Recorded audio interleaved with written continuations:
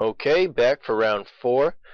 We've got Craig Maisley on Grizzlebrand Oath versus Sean Stanley on Merfolk. Now, if anybody watched the coverage for the Vintage World Champs, you know that the Merfolk player ended up beating the Grizzlebrand Oath player in the finals. It came down to the Oath player forced a spell, pitching a show and tell, and then ended up drawing the Grizzlebrand. And just a really small play that ended up losing him the game. It was really close, so hopefully this will be a really close competitive game as well.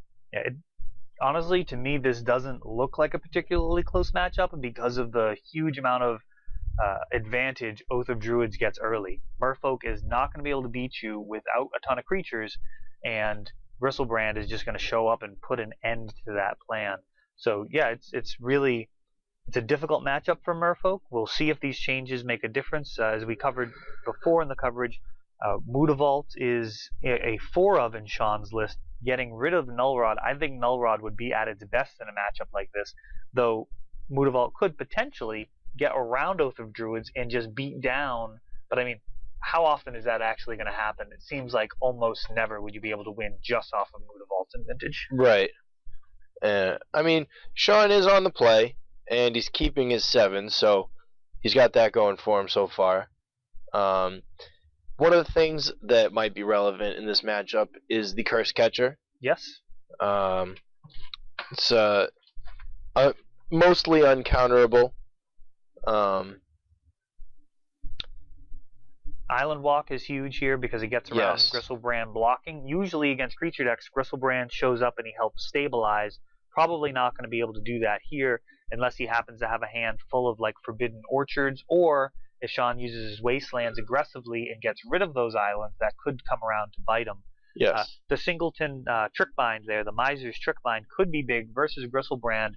Paying 7 life and getting nothing in return is a problem, and also having to pass the turn is a problem because you just Gristlebrand draw 7, pass the turn.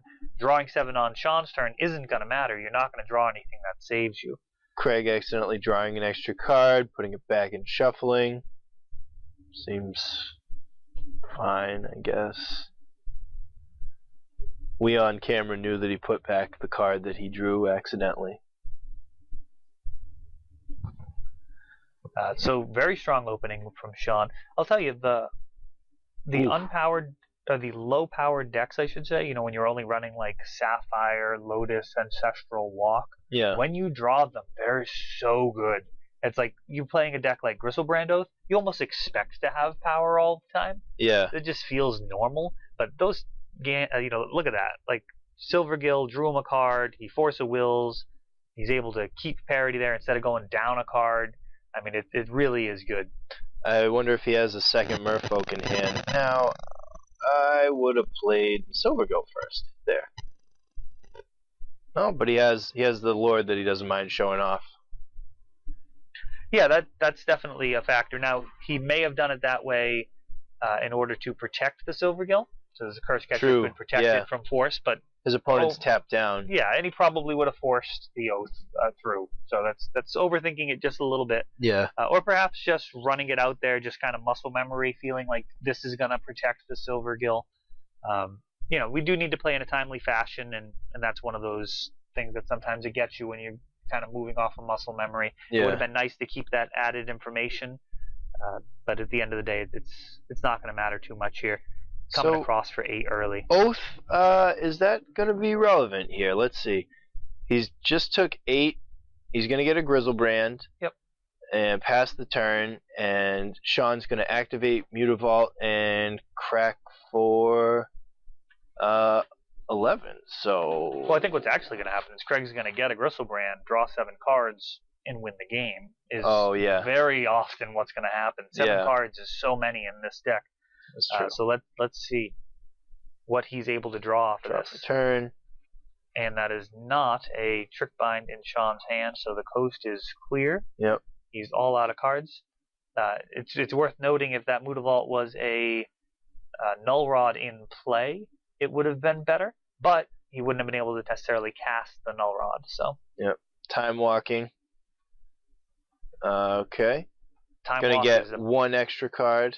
I mean, I think you draw 7 here. I draw 7 here. Did he make his land drop?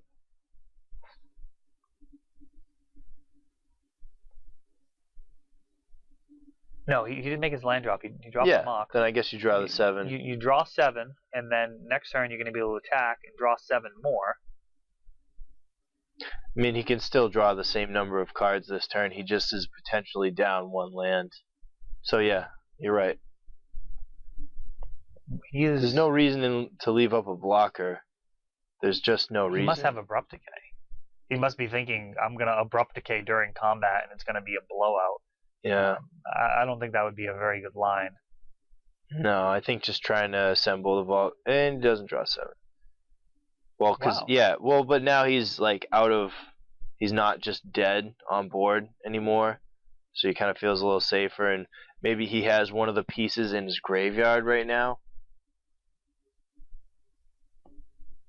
That would maybe be a reason not to draw 7 if he's got, like, I don't know, Yogwill and Time Vault in the yard.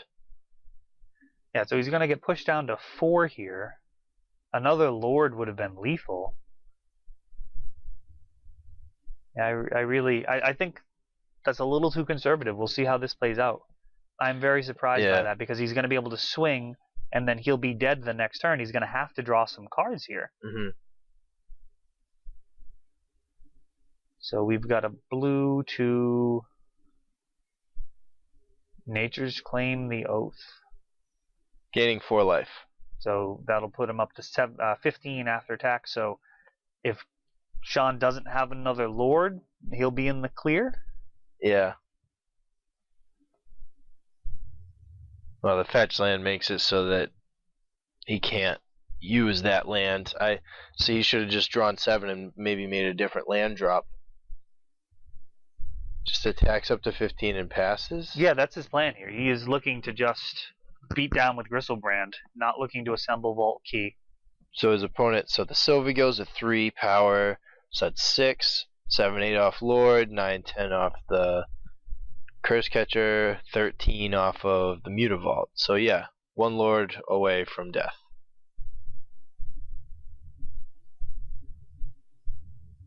But the deck does run a lot of Lords. Yeah, Silvergill. Oh! Not a Lord. And he was just checking to see. Yep. Okay.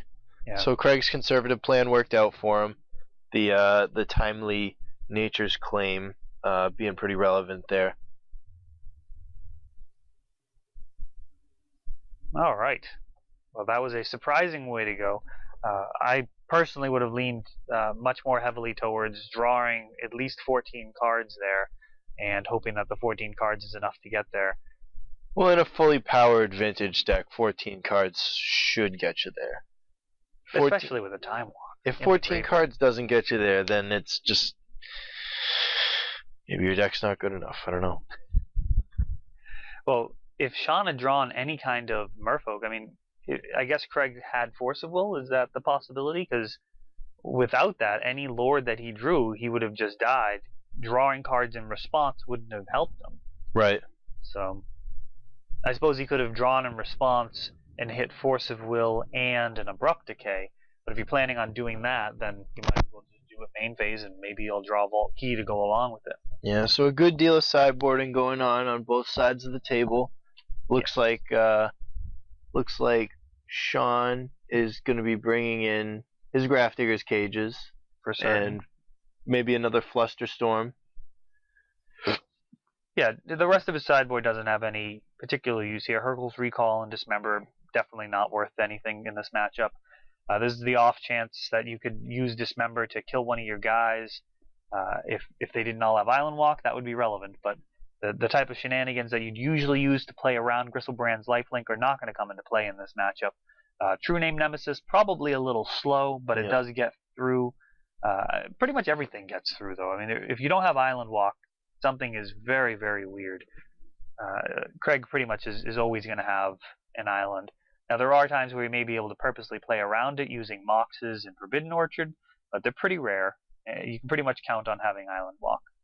Phantasmal Image, fantastic in this matchup. Really, really awesome. You know, Merfolk plus a Grizzlebrand. Like, what do you do? Yeah, it's an absolute beating. I actually had that happen in Legacy recently, though the first time that interaction came up was off of a show and tell, and he put in the Phantasmal Image thinking that he'd hit the lottery, and instead he just, gained some knowledge on the day. That does not work, and he was a better Magic player for learning that very hard lesson.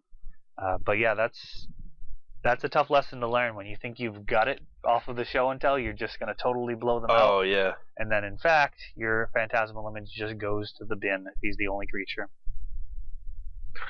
So, Craig bringing in Abrupt Decay. Yeah, he's going to want to handle, definitely handle the Grafdigger's Cages. That's the number one plan around Grafdigger's Cage is going to be show and tell. You're going to want to be able to just completely ignore it and just win off of your show and tell. The other option, of course, is handling it, and the card that's best suited to that is definitely the Abrupt Decay. Mental Misstep is also very good versus it. So, and Misstep is good because it handles a lot of the cards that people bring in general versus Oath. Sean doesn't have access to them being mono blue, but most of the decks out there that are bringing in Grafdigger's Cage bring in other stuff like Nature's Claim to mess with the Oath of Druid. So Mental Misstep tends to be better post-board. It's one of those interesting cards where the cards that people have in their sideboard tend to be the cheapest possible cards to handle specific strategies, and very often those cards cost 1, and Mental Misstep's stock goes up quite a bit post-board. Sean keeping his 7 again, and Craig going down to 6. Oath can definitely mulligan well. I mean, you're going to win a game off of Mox, Orchard, Oath a huge percentage of the time. So if you can get that combination in your opener, even with a forced backup, even better. There's not a lot that Sean's going to be able to do to deal with that. He's going to either have to counter it or put out a Grafdigger's Cage. But racing Grizzlebrand is going to be exceedingly difficult, as we saw. Craig taking that alternate line of just attacking the Grizzlebrand and being totally fine, gaining life off every turn, instead of using it as the card drawing machine that he is. Just the life linking body itself is quite possibly good enough just to win on its own. Yeah, as Craig showed us. Oh, We just got the end. Yeah. Blue card force. That's got to be a keeper. Turn 1 Cage. Doesn't force it. You've got enough stuff to answer it. I'm sure he knows that he's going to have to answer a card like that. There's a chance that he's going to show and tell and just completely ignore it. So no real hurry. Curse Catcher and in response. Seems like a fine response. Sean thinking about it. He's going to force it? No, he's not going to force it. It looks like a Merchant Scroll came up there. We've also got a Vamp. Double Curse Catcher. Double. That's going to make for some very interesting decisions. Craig having that Vamp, he's going to be able to run that out. He can potentially assemble Vault Key just on its own without even bothering with any of his Oath of Druids. That one looks like it's on the stack, I suppose. That's why it's up there in the end step. Craig's really tanking on this one, and he forces it. I'm a big fan of trying to get my opponent to sacrifice their Curse Catchers. I just enjoy that little sub-game of running stuff out. That's actually really important. But you do that, and then they're like, well, this can't be important because I've got a Curse Catcher on board, so we must have something else. And you're just like, yeah, thanks for letting that resolve. Brainstorm, you just run out of Brainstorm, and they're like, I guess it's good. Because they don't want to lose the Tinker, and it's like, yeah, I just brainstormed into the nuts, thank you. Little freebies. Yep. You play a Lotus, and then it invalidates all of their Curse Catchers at that point, which you couldn't have gotten if you didn't get that free brainstorm. So. Oh, speak of the devil. Yeah. Well, in this case, it wouldn't necessarily get countered because of the extra mana available, but it would still bottleneck his decisions for this turn. Yeah, in a situation like that, I would do something like have that other Curse Catcher on board, not get my second land, and run out the Brainstorm to try and get him to sack both. Those are interesting games that you can play. Not going to make that play every time, but that is a totally valid line. He's got the fetch land available for the full value Brainstorm. Yeah, and the Vamp as well. So even if he decides not to fetch here. Well, he doesn't have a way of vamping without fetching, though. True, true. Until, well, possibly next turn if he drops an Underground Sea, for if he wants to keep that top card, for example. Though there's no reason not to have it in his hand. He's not playing against discard, and there's always the chance that your opponent might actually wasteland the fetch if they were suspicious. So that's actually a really good play versus a Doomsday list. You don't hear about that very often. When people are making Doomsday piles, a lot of the time they'll leave a full land in the deck so they can fetch it out and have exactly 4 cards left. So that actually comes up in Vintage. You don't really see it in other formats, but wastelanding your opponent's fetch land is sometimes the right play. Sean is Sean hellbent right now? He just forced a vamp tutor. Yeah, I don't know what he would be worried about there that he wouldn't be able to force. An Abrupt Decay, I guess it would have stopped his clock completely, but I mean it's only a 1 damage per turn clock, so. Yeah, and it's not like he's worried about getting his Grafdigger's Cage Abrupt Decayed. Yeah, he's got 2 of them, so he's fine there. Just throwing cards around. Got a very high adrenaline rate going on right now. Just get some heart monitors set up. That'd be the next level of coverage. Yeah. Well, I mean, his opponent's hellbent, so now he knows, like, okay, here we go. Let's get some stuff done. I've got a Time Vault in hand that he chose not to play. Interesting. So he time walked and went to his next turn. He could have just had the Time Vault out there and then, you know, and still had Force mana available. Well, it's not really Force mana, it's 5 mana kill your Curse Catcher.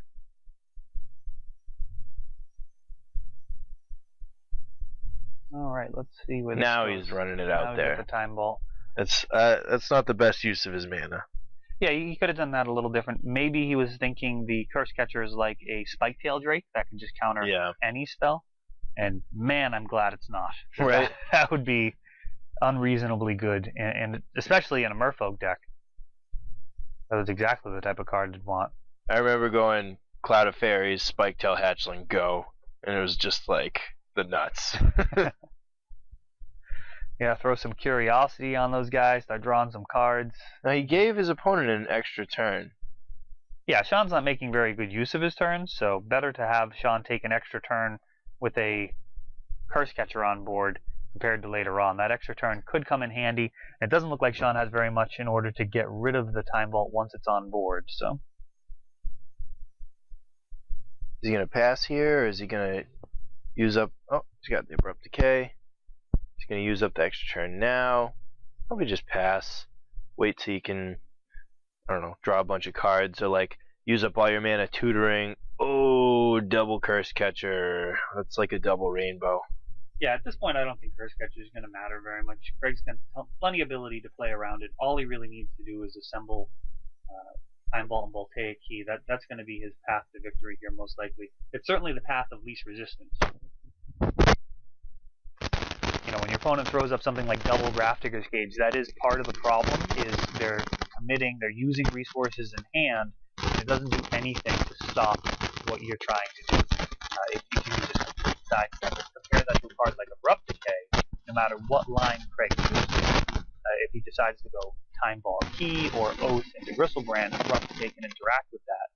Of course, that particular line loses to something like Show and Tell, so you're not going to blank all of your opponent's options, but Grafdigger's Cage is probably the easiest thing to play around. It's just the power level is so high, and it comes out so early, that most of the decks that are running lots of creatures are going to have to play 4 of it, just as a concession to the fact that you just don't want to lose to a first turn Oath. Right.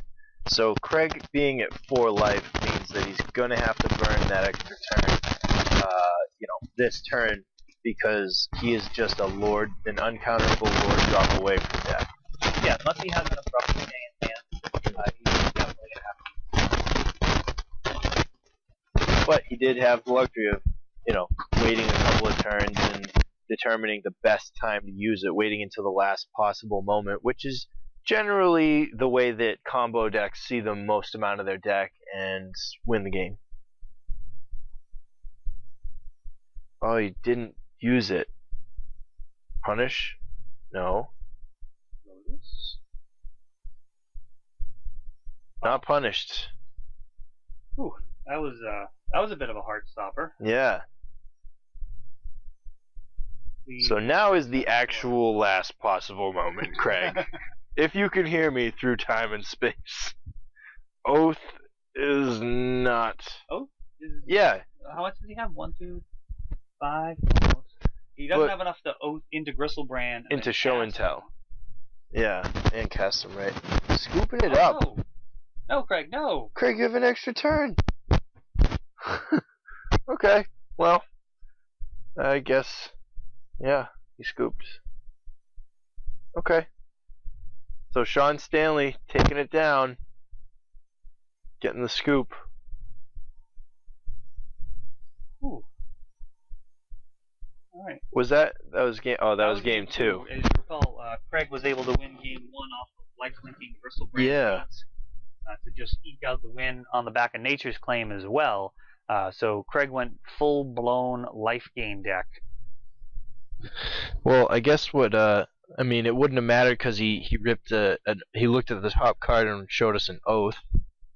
So no, but he could have cast the oath, but he didn't have show and tell in hand. So drawing the Grizzlebrand doesn't get you there. No, if he didn't have show and tell, I didn't see his entire hand, so I'm not sure what other plays he possibly could have had. I mean, I didn't see it either, but I hope he didn't have show and tell. If that's what happened. Well, I think the questionable thing there is why crack the fetch lands as well. Like when he cracked those fetch lands, I was expecting him to do something really relevant. You know what I mean? Like you're taking 2 damage a turn, sacking 2 fetch lands is giving your opponent a whole nother turn. Eliminating a turn from yourself, I guess, is a better way of saying it. So that was surprising to me. I thought we were going to see some fireworks, and it didn't happen. So I would have liked to at least see him, try to take that extra turn and look for an out, especially in a fully powered deck like that. All right, we got the Grumpy Cat sleeves being shipped back. Craig on the play. He's going to get a good 7 here. I can feel it. Had my opponent cut the deck after I shuffled their deck during the tournament. They had a little bit of a flashback to a decade or so ago and used to be able to do that. That's a vintage kind of thing. Yeah, we had a good laugh about that. Craig shipping it. Looks like I am not clairvoyant. Here's the show and tell on the bottom of the deck. Spoiler alert. See if he can levitate it to the top. That's probably where he wants it in this matchup. He is likely to play against Grafdigger's Cage of Sean's keeping. We saw that he kept a very, very weak, aggressive hand in terms of its potential to push through damage on the strength of Grafdigger's Cage. I think he knows how good it is, especially in multiples. Yep. So Sean can definitely do that again. Look at a hand where it's just Grafdigger's Cage and like maybe a Silver Gill Adept or something, and be totally comfortable just waiting. All right. Here's the slide shuffle cut.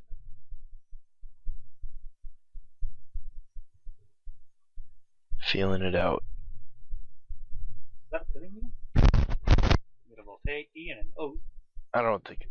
Was it a needle? And a show and tell. Oh, that seems fine.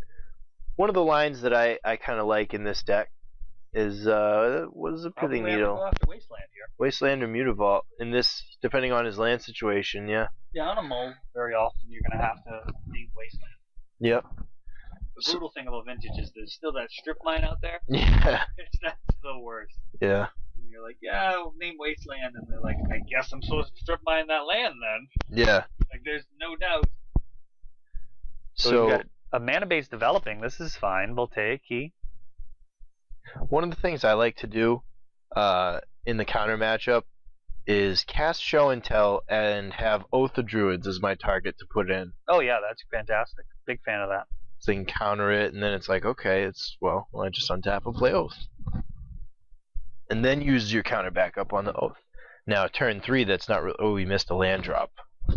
So, and he doesn't have access to green, and Sean is curving the hell out. So, yeah. Yep, 6 coming through. This next turn is extremely important. 1, 2, 3, 4, 5, 6, 7, 8, 9, 10. He's dead. He's dead on board. He's dead right now. Yep. Mutavault activation. And there's that strip mine. Yep. So it looks like Craig's opener just not good enough there. Nope. Unless Sean doesn't see the play, but he's got to see this play. Yeah, he sees the play. That's 12. Yeah, there you go. There's more of the new breed. You know, these aggro control style lists getting past the more powerful cards in the format due to consistency. I think Craig's list overall clearly more powerful, can do a lot more broken things, but there's more variance and just the consistency of attacking. And it was 12 damage fairly early on that last swing. That's not broken by vintage means, but I mean it's enough to get the job done. Right. Just a little bit of disruption and a turn 4 kill will get you there. And Sean, I don't know if you just saw that, but Sean revealed to Craig, hey, I boarded out 4 wastelands. So that piling needle, probably not as impressive as he wanted it to be. Yeah, Sean's list was a little heavier on the mana because of the Mutavaults. I think that was a hedge against workshops as well, so he can afford to remove some of that mana for the tighter matchups like Oath, which has got to be one of his harder matchups, but he didn't make it look hard there. Yeah, so we're on to the quarterfinals.